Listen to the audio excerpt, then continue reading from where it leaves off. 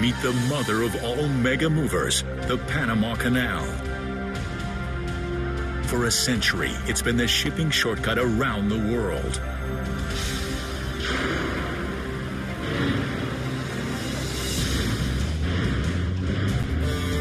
But now this 19th century marvel is struggling to keep up with 21st century demand.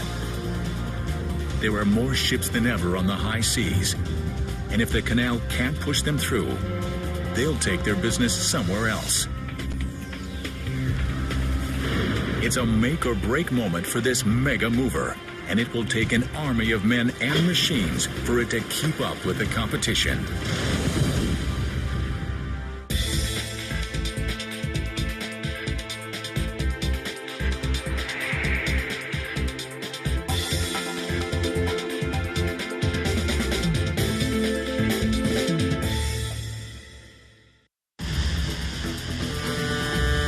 Ships the size of skyscrapers, hauling massive loads and facing tight deadlines. They're jam-packed in one of the world's busiest waterways, the Panama Canal. Nearly 200 million tons of goods, from food to electronics to fuel, cross this narrow waterway each year. Sliced through Central America, the canal links the Atlantic and Pacific Oceans. Instead of a 4-week trek around South America, vessels cut across in 10 hours. But that's not all. This engineering marvel does something unbelievable. It lifts ships 85 feet up and over a mountain range. The man-made passage is one massive mega mover, powered by an ingenious lock system and a team of mighty machines. Stretching 50 miles, it boosts ships nearly 8 stories and across an entire country. 2 lanes, each made up of 3 narrow lock chambers, lift or lower ships on each side. In between the locks, vessels must tackle sprawling Gatun Lake and the snake-like Gaylord Cut. But the canal is more than a shortcut. It's also a business. And these ships are the customers, paying up to $250,000 for one-day transit. But the aging canal is facing its biggest challenge in a century, keeping up with modern-day demand. The number of ships using it has skyrocketed from 1,000 a year in 1914 to 14,000 today. Delays and congestion are common, so more ships are turning to the canal's competitor, the Suez Canal in Egypt. The wider, deeper waterway can handle more traffic and bigger ships. If Panama wants to keep pace with its competitor, the canal must push through more ships than ever before. And 2 giant vessels are already speeding toward it from opposite directions. Both will push the canal's machines to their limit. The southbound container ship, the Medi Maersk, is heading from the U.S. East Coast to the Far East. And she's anxious to be on her way. Stretching nearly 1,000 feet long and 100 across, she's classified as a Panamax, the biggest ship the canal can handle.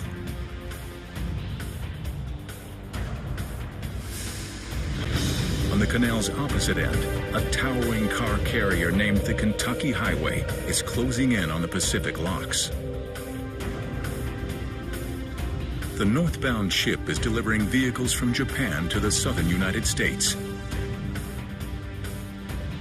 But the ship's staggering 10-story height makes her incredibly hard to control. If she runs into trouble, the traffic could back up for miles. As if that weren't enough, the canal is up against another challenge, one it hasn't faced here in 15 years. At sunset, crews must replace a 4-story, 400-ton gate at the Atlantic locks.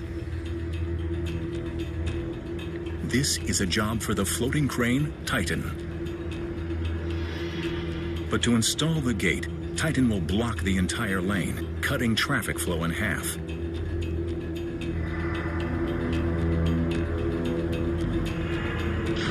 The canal can't spare more than 4 hours for the operation. But crews can't turn their attention to the gate yet. The Medi Maersk is heading straight for them, barreling down on the Atlantic locks.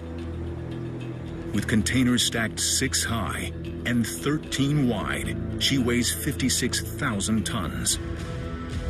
She's a backbreaker, even for the Canal's champion powerlifter, the triple locks.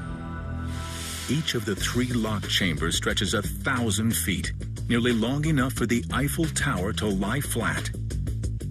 Some locks are so high, 6 tractor trailers could sit atop each other. And a single chamber can pack in nearly 3,000 school buses. When they were built, the locks were the world's largest, but today's vessels like the Medi stretch them to their limits. The container ship will have just 17 feet to spare on either end, and just 24 inches on the sides. It will be like squeezing a hippo into a bathtub. She can't do it alone. She would risk hitting the lock walls and crumpling her hull, or slamming into the gates, causing costly damage. The Canal must call in a team of men and machines to position the Medi perfectly. 6 a.m., the Canal's elite pilots take the helm. They must train for 8 years before navigating this tricky waterway.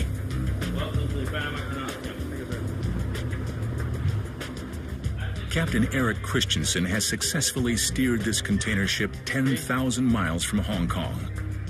Chief mate. But even the most experienced captain must relinquish control here. Okay, Roger. The Medi is too big for just one pilot. She needs 3. Stationed on the wing, bridge, and bow, the pilots can't take their eyes off any part of her, even for a second. Raoul Foyer is the bow pilot. We're trying to drive steel ships into concrete boxes. Inherently, that's dangerous right there. Time to rein her in. 2 rowers attach the ship to the approach wall. The Canal needs raw strength to pull the Medi in. Meet the mighty mules.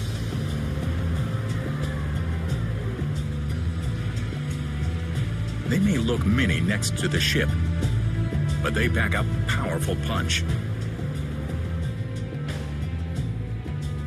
Each one can pull 35 tons, enough force to hold 9 SUVs.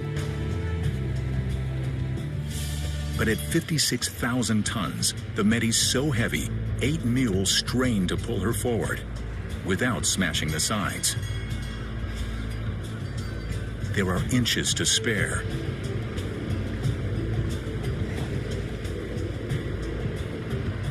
The bow pilot orders the mules to tighten or loosen their cables to control the ship's speed. So what I'm doing is basically playing with vectors, like in school, you know, and so I'm, pulling, letting go a little bit on one side and pulling on the other side.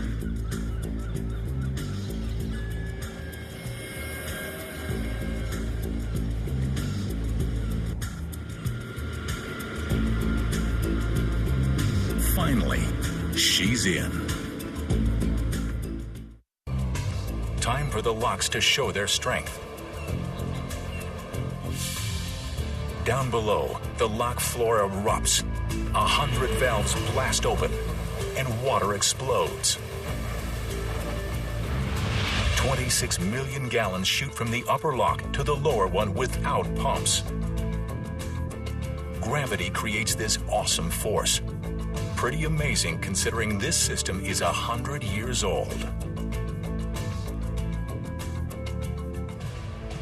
one more boost, and the Medi clears the first hurdle.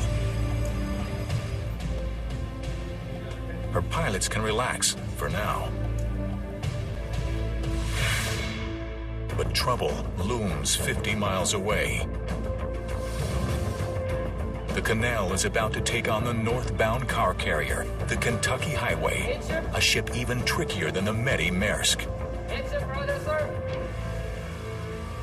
The Canal's machines must perform perfectly, or they'll lose control of her. And this backed-up waterway can't afford any accidents. The Kentucky Highway speeds toward the Panama Canal's Pacific locks. She's set to enter early the next morning. Packed with pricey new automobiles, she paid Canal authorities nearly $200,000 and is a top priority. Her crew is depending on Canal pilots to keep their precious cargo safe. But the Kentucky Highway has just 72 hours to get these goods to the U.S. East Coast. Luckily, this car carrier is more than a mega ship. She's also a speed demon. Because her cargo is lightweight, she sits high in the water. That means less underwater resistance and a lot more speed. But being lightweight and tall creates two major flaws. With less ballast, she's difficult to control. Plus, in bad weather, she wobbles and could tip straight over.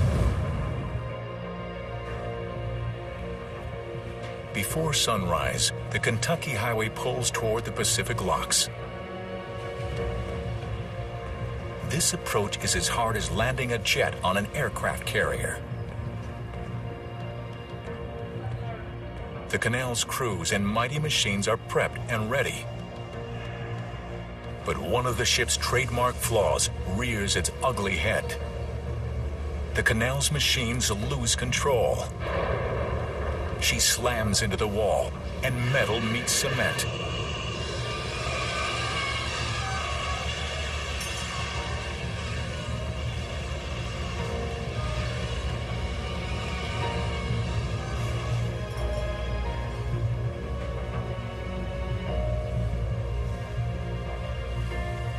Fortunately, the ship is not seriously damaged. The pilots can't dwell on the collision. With ships lined up behind them, they must steer the Kentucky Highway through the narrow locks. The ship must pass through 3 locked chambers. The first is at sea level, but the Canal's waters are 85 feet above sea level.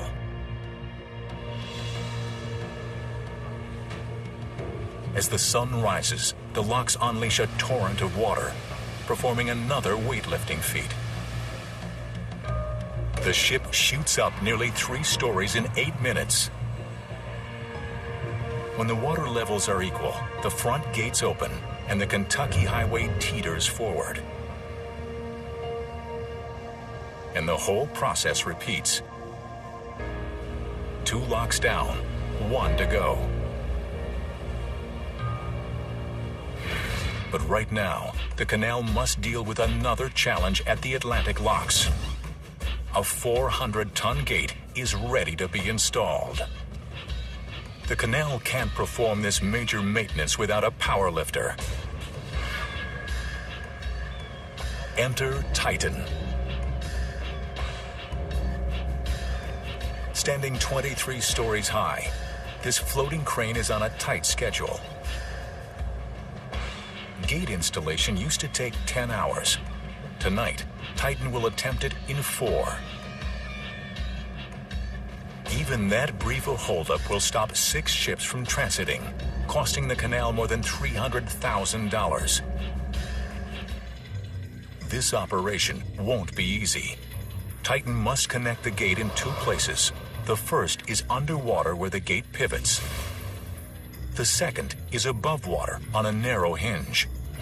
And each gate is enormous, standing an average of 6 stories high and weighing as much as 3 747s. Before Titan gets moving above water, the Canal's divers need to make sure everything's ready below the surface. The head diver takes the plunge. His sidekick, a motorized diving camera, is lowered in after him. With other divers watching from above, the head diver checks the lock wall. It must be in perfect condition for the gate to be watertight. Now, down to the very bottom to make sure the underwater pivot point called a pintle ball is clear. Rocks or debris could block installation. Everything is set. The divers are done for the day, but the motorized camera sticks around just in case. 50 miles away on the Pacific side of the canal, the Kentucky Highway is in the final lock chamber preparing to exit. But mules no longer control the ship, and in these narrow confines, the risk of collision is high. As the pilot pulls away, both he and the captain realize they have a serious problem. The ship next to them is pulling out at the same time, and they're too close to each other. Now, suction pulls both of them backwards. If they collide, the Kentucky's hull could be sliced open, sinking the ship. What you can't see is that the ships are displacing enough water to fill 12 Olympic-sized swimming pools. They leave a sort of footprint in their wake. When the ships accelerate, water rushes into their footprints, creating backward suction that can, at first, overpower forward-thrusting engines. Now, the bow of the other ship is on a crash course with the Kentucky Highway's stern.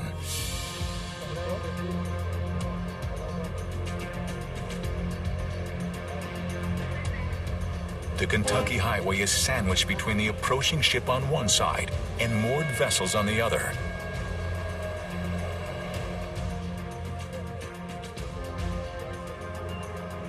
To make matters worse, tugs are on the outside of both ships and in no position to help. The other ship tries to slow down, but her bow only turns harder toward the Kentucky.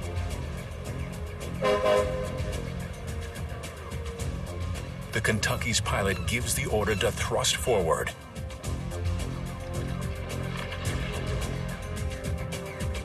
Now, all anyone can do is wait and hope.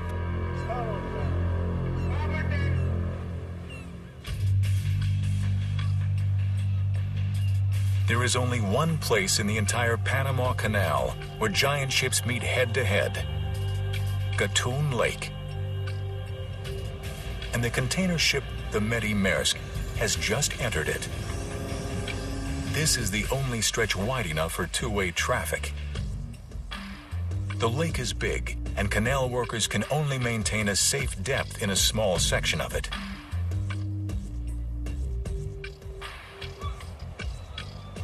Turns here are so tight, ships are often on a collision course with one another.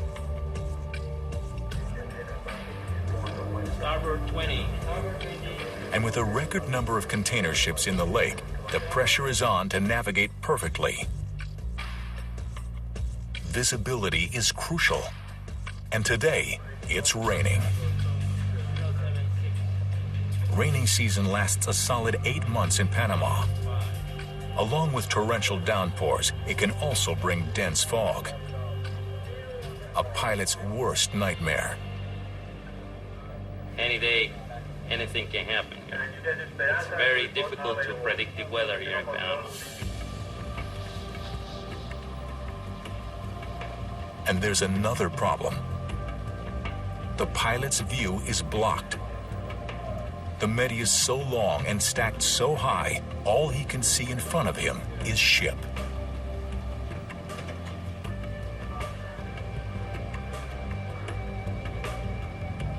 pilot uses buoys in the lake to navigate. Usually, he can see 8 buoys. But because of the rain, he can only see 3. When we cannot see the buoys, then we are in trouble. You don't feel like you know where you are, even with the radar. It's kind of scary. So the Panama Canal has equipped their navigators with high-tech tools. Specialized laptops outfitted with GPS and maritime databases pinpoint the pilot's vessel and other ships in the canal. And right now, his tools tell him another vessel is dead ahead. In other waters, the crew would never navigate this close to another ship.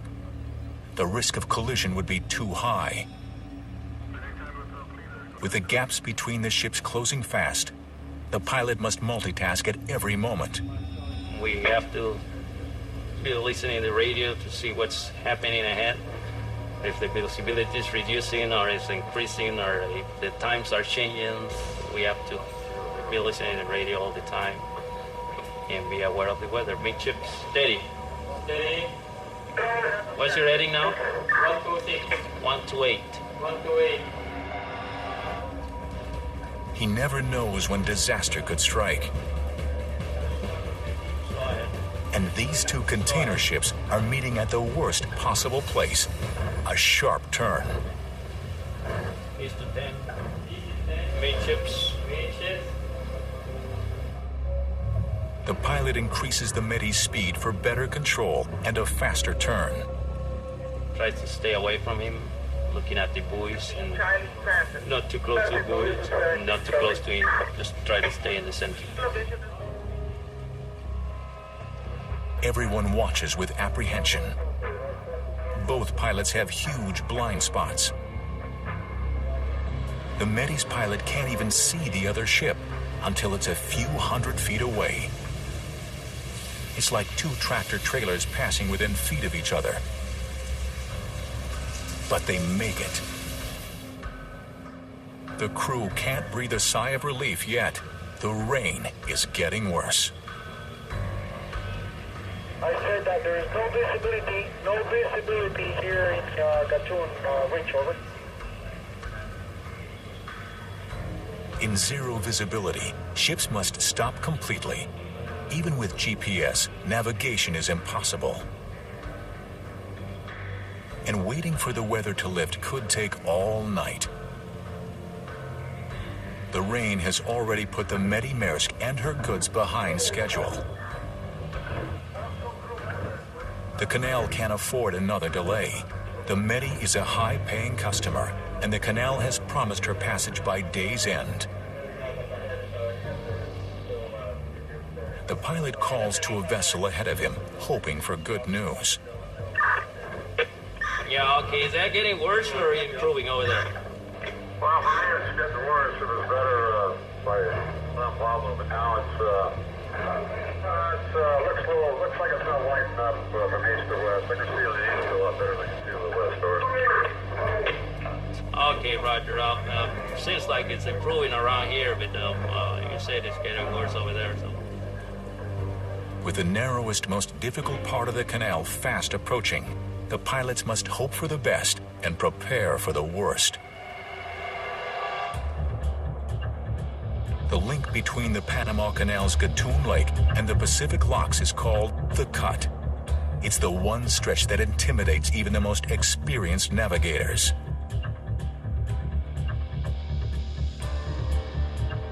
This link is terrifyingly narrow, with sharp twists and turns.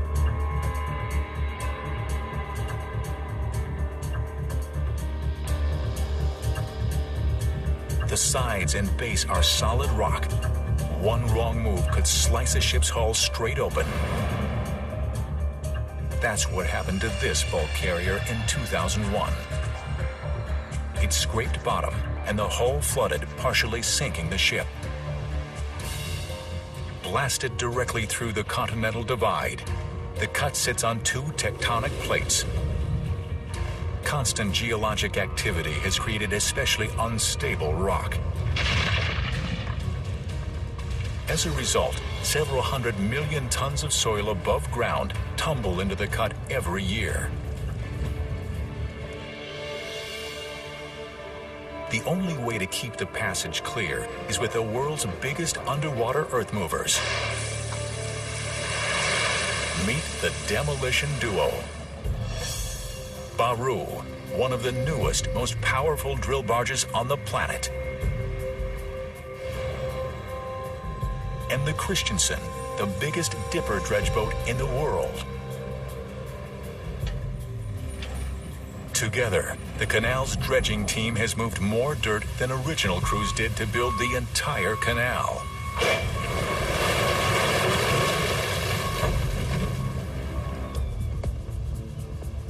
And now they're on a mission to make the canal bigger and better. The goal? Get the canal ready for the next generation of super ships. Container ships like the Savannah Express are 100 feet longer than the Medi Maersk and 30 feet wider. And vessels are only getting bigger. There are more orders for post-Panamax, the larger size, the ones that cannot fit through the canal. Those are the ones that are in order. And so if we don't follow along with those trends, we're going to be left behind. Panama is already losing customers to the Suez Canal, the only other shortcut between Asia and the U.S. East Coast. The route takes longer, but the Suez is bigger and by some accounts, cheaper.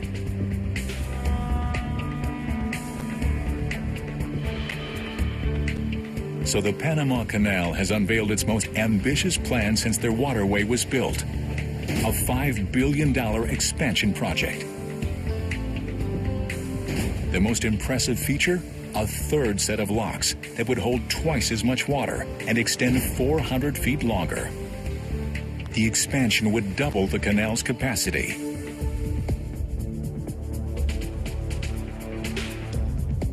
But that means the cut needs to get bigger too, both for future ships and today's giant fleet. It's a three-step plan. First, straighten the sides. Second, deepen the bottom. Third, widen the waterway. Straightening is no sweat.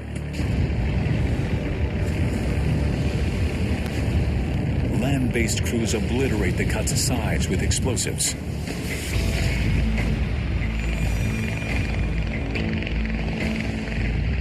But some of that soil is resting on rock. So for step 2, deepening, the canal needs its rock star, Baru.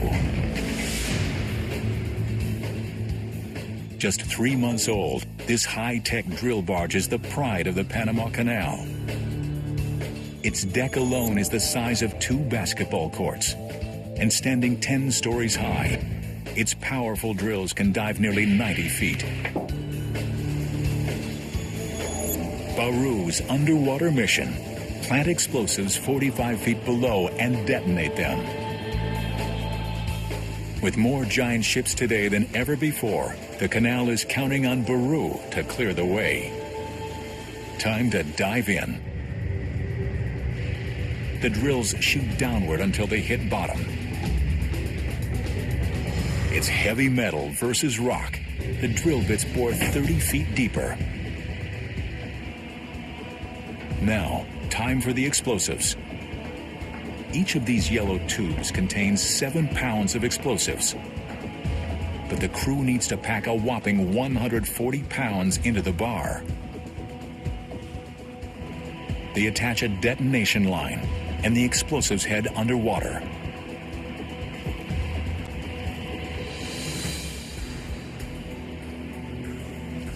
A styrofoam block marks each explosive hole. For today's massive blast, there are 40 holes packed with a whopping 3,500 pounds of explosives.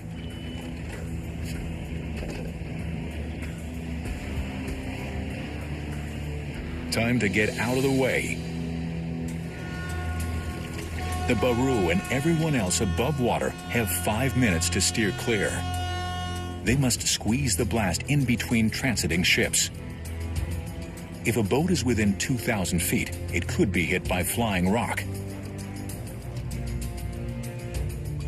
3, 2, 1.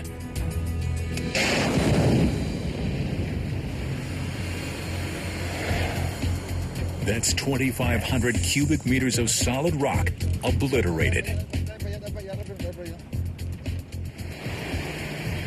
Now for step 3, widening. The Canal calls in Baru's partner, the Christensen. Weighing in at a whopping 4,200 tons, this dinosaur-like machine is the world's biggest dipper dredge. Her crowning feature, a massive head that can lift the weight of 8 school buses. She works 24/7 deepening the cut, continuing a century's worth of dredging.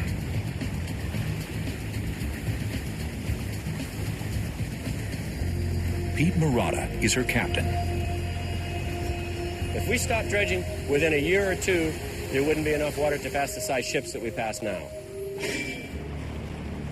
The soil and silt are no problem for the Christensen's giant mouth, but there are some things even she can't swallow. Often, the Baru's blasts create boulders that won't fit through the Christensen's mouth. Left alone, the boulder could tilt in the churning waters of the cut and gash a ship's hull. The crew has to blow it up, something they tend to enjoy.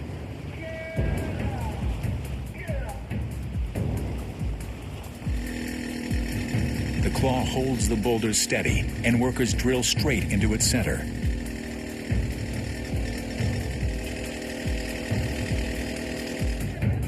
The foreman carefully inserts 3 packets of explosives and gingerly pushes them in. The boulder is lowered just below the water's surface. And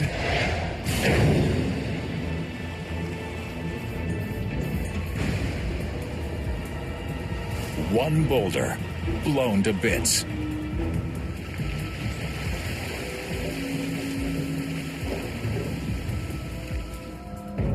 The cut is ready for the Kentucky Highway. But back at the Pacific Locks, the Kentucky Highway isn't ready for the cut.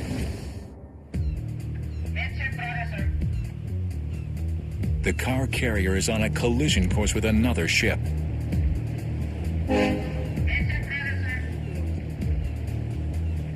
The Kentucky's pilot fights to pull her forward and radios the other vessel's pilot.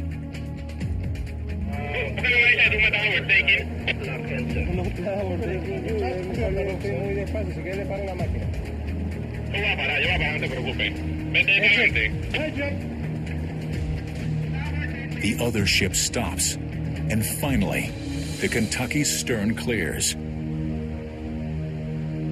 But that was way too close for comfort. In the Panama Canal's Gatun Lake, the rain is still coming down, drastically reducing visibility. And the container ship, the Medi Maersk, is in the thick of it. The head pilot has been on duty for 8 stressful hours. Now, he must hand over control to the final pilot. GPS shows the Medi must cross paths with one more container ship before entering the cut.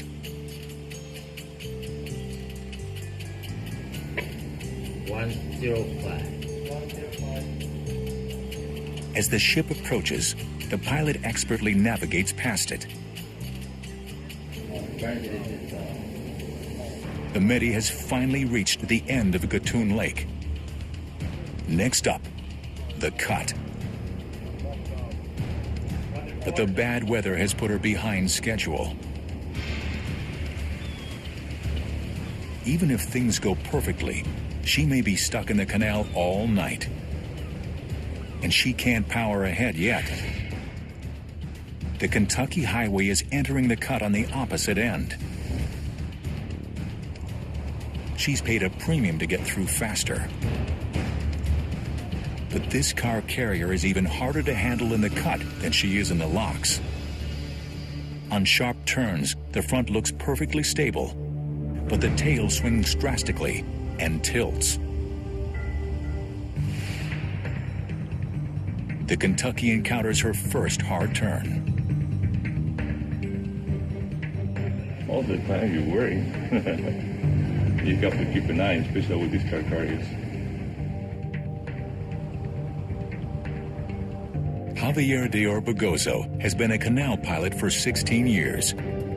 His orders will make or break this ship's passage.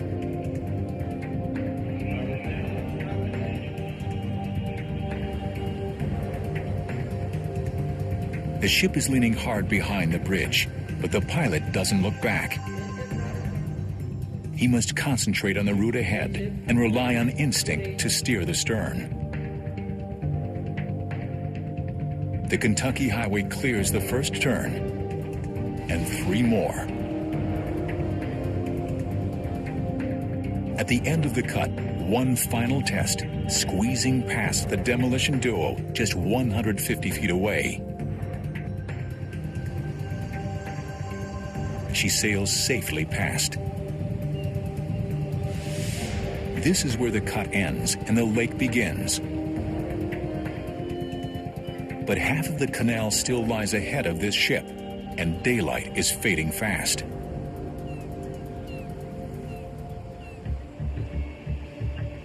At the canal's Atlantic locks, the mighty floating crane Titan is pulling in. The crane is hauling a newly refurbished gate that's ready to be reinstalled. And Titan's crew is up against the gun. The canal needs them to clear the lane by midnight to avoid any further costly traffic backups.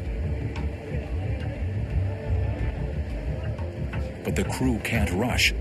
Every step requires precision.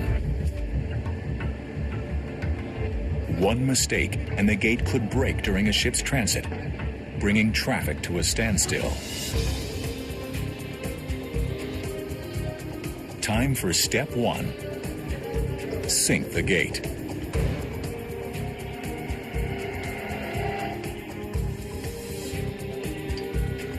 Step 2. Titan must balance the gate on the pintle ball, the bottom pivot point. Titan's powerful hydraulic lifts push the gate forward.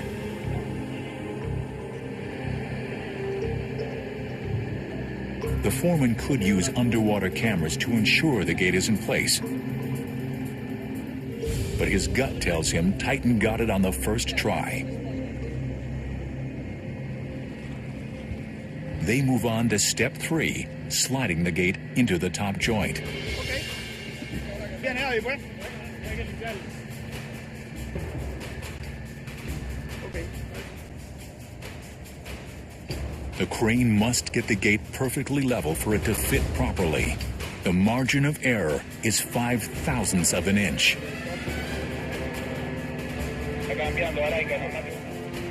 How do you level something this massive? The crew has tried GPS, lasers, and other state-of-the-art toys. The most reliable tool? Believe it or not, a $2 level. The foreman checks, and the gate looks good. He calls on Titan to move the gate in.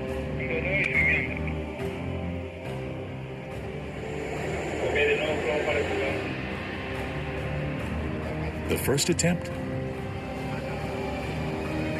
Not quite.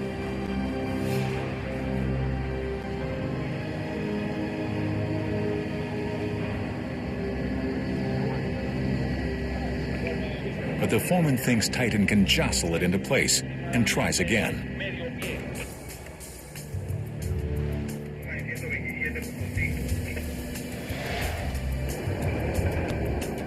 Abruptly, he tells Titan to stop. The crane barely brushed the gate against the lock wall, but it was enough to crumble concrete.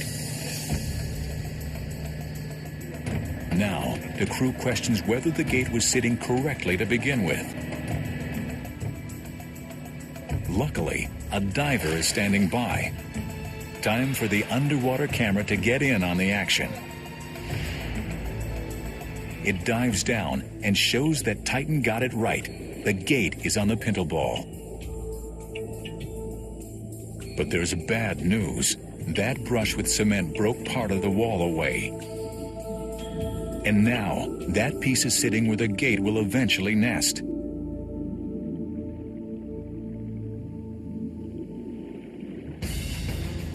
The foreman can't worry about that now. He must focus on attaching the joint. He is frustrated. A task that can take as little as 30 minutes has now taken twice that. And the gate isn't even in place. The crew feels the pressure. Ships are fast approaching. They say Titan has never had this much trouble aligning a gate. The entire operation is behind schedule. If Titan can't get this gate in on time, the backups will stretch into both oceans.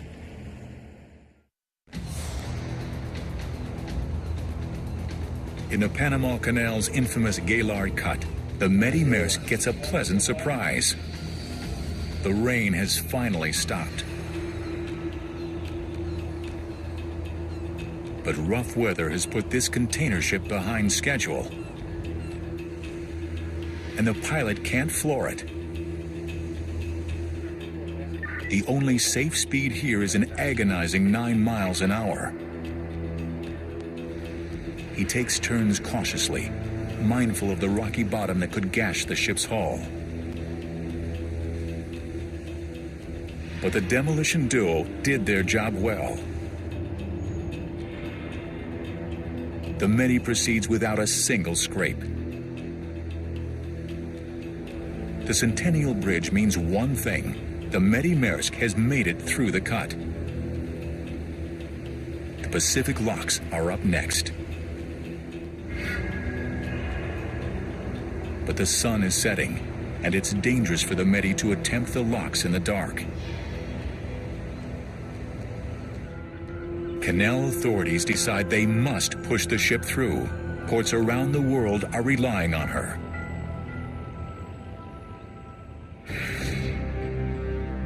The sun has already set at the canal's Atlantic locks as Titan and his crew struggle to install a massive gate. Their 4-hour deadline has come and gone, and ships are minutes away. Tonight's transits depend on them. The 23-story crane must line up the joint holes to insert a pin. This is brutal for Titan, because once the holes are aligned, it must hold the gate perfectly still.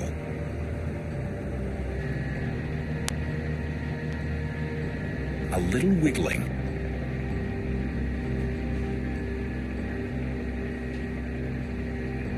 the pin goes in, part of the way.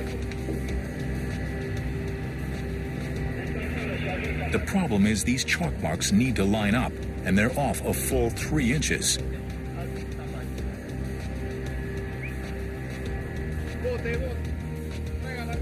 Now, the workers must rotate a 500-pound pin. It's one challenging leg press. But it works. The pin goes in. Crews attach a hydraulic jack to open and close the gate. Then welders go to work.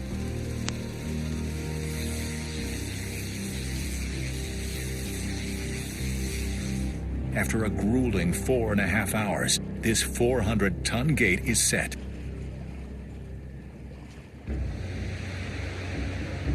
Time to see if it can stand on its own. Titan's claw releases. And success. The gate is secure. But the million-dollar question, does it work? Absolutely. The powerful gate hits the chunk of concrete and crushes it. Nothing is getting in this gate's way tonight. Titan exits and takes a bow.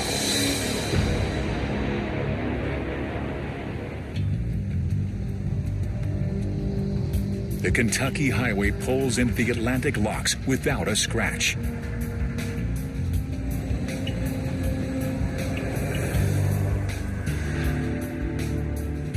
Two more steps down, through one final set of gates, and she is back in open water, heading toward her final destination.